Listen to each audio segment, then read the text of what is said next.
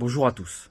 Je ne peux pas être à vos côtés aujourd'hui pour les travaux de la Convention, mais Bernard m'a proposé de m'adresser à vous et je le fais bien volontiers pour vous dire tout d'abord combien il est important de rester mobilisés tous ensemble au sein de la Convention pour travailler encore à un projet qui permette de répondre aux enjeux de demain, qui permette de répondre aux attentes de nos concitoyens et qui permette à la gauche de se préparer car nous avons besoin d'offrir une solution pour notre pays et dans quelques mois, une solution pour l'Union européenne.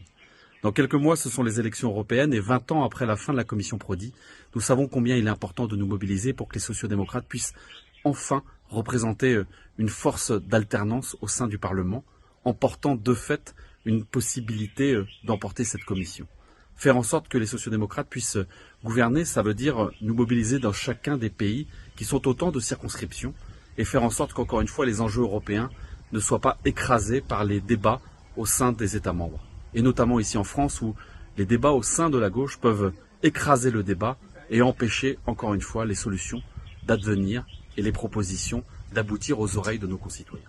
Nous avons à bâtir des propositions, travailler sans relâche car nous savons depuis 20 ans que les solutions qui sont proposées sont finalement des solutions social-démocrates. Les libéraux sont au pouvoir, les libéraux proposent toujours et encore de supprimer les normes, de supprimer les impôts, de supprimer tout ce qui contraint et tout ce qui semble ralentir la progression du profit.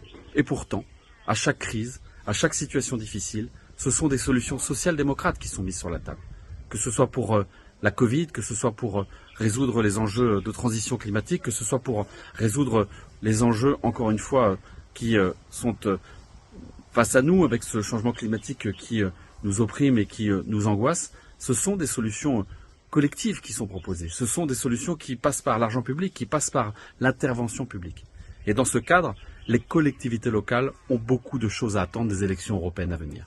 Le premier enjeu pour nos collectivités, pour les communes, les départements, les régions, c'est de faire en sorte que, lors de cette prochaine mandature, la politique de cohésion soit maintenue. Cette politique de cohésion qui permet, par des fonds puissants, le FEDER, d'accompagner le développement de nos territoires, pour compenser les inégalités de territoire, pour faire en sorte que l'on continue partout en Europe et donc de fait partout dans les régions de France d'accompagner les travaux, les investissements qui permettent de répondre aux attentes des populations.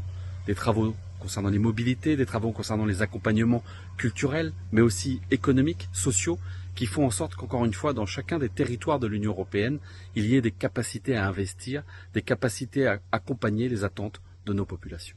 C'est un enjeu important car face aux enjeux budgétaires des États, le risque que nous voyons, c'est de voir tout simplement cette politique de cohésion disparaître ou être réduite à peau de chagrin. Le deuxième enjeu, c'est un sujet ô combien important dont nous venons de parler avec le salon de l'agriculture, c'est notre alimentation. La pêche et l'agriculture sont régies par les règles européennes. La politique agricole commune, la politique européenne des pêches seront révisées en 2027. Il faut de fait avoir une vision et pouvoir l'assumer dans les débats à venir.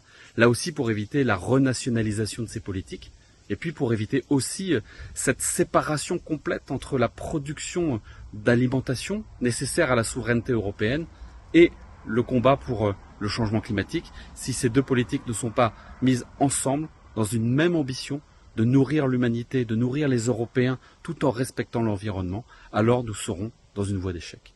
Et puis enfin, nous avons face à nous des enjeux considérables dans le numérique, dans la défense, dans l'accompagnement de la transition écologique pour s'affranchir encore une fois des énergies carbonées. Tout cela nécessite des moyens considérables. C'est l'Union qui peut accompagner sur l'ensemble de ces sujets. Les régions, les départements, les maires et les groupements de communes sont en capacité d'agir avec le soutien de l'Europe et souvent les fonds européens sont présents dans les politiques de ces collectivités, sans même que les collectivités ne l'expriment, sans même que les élus locaux ne le disent.